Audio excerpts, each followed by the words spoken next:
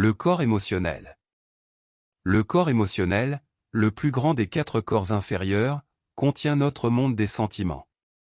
Son service normal est de nourrir les idées divines du sentiment positif de l'accomplissement, d'irradier la nature de Dieu et toute vertu de bonheur, de pureté, de grâce, de pardon et de paix.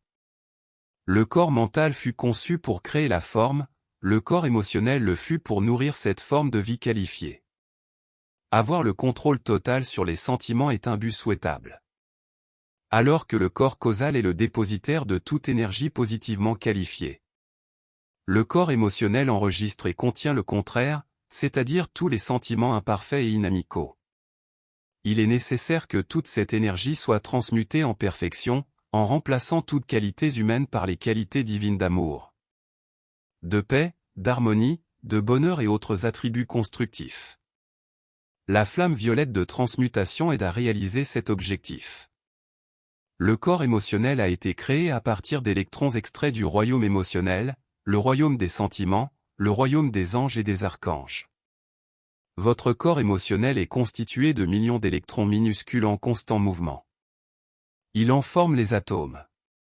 Si le mouvement des électrons est en accord avec le rythme de votre flamme divine, et s'il est en accord avec la radiation constructive d'un maître, alors tout est bien.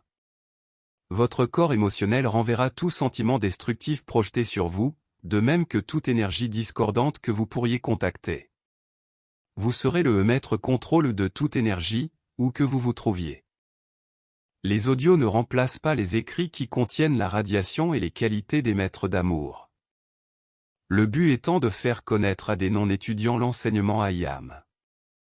Ce livre est dédié avec le plus profond amour éternel et avec toute notre gratitude au bien et aimé Maître Ascensionné Saint-Germain, Jésus, Nada, au grand divin directeur, à la grande fraternité blanche, à la fraternité du royal Téton, à la fraternité du mont Shasta, aux grands êtres de Vénus et aux autres maîtres ascensionnés qui, avec amour, nous ont dispensé une aide illimitée.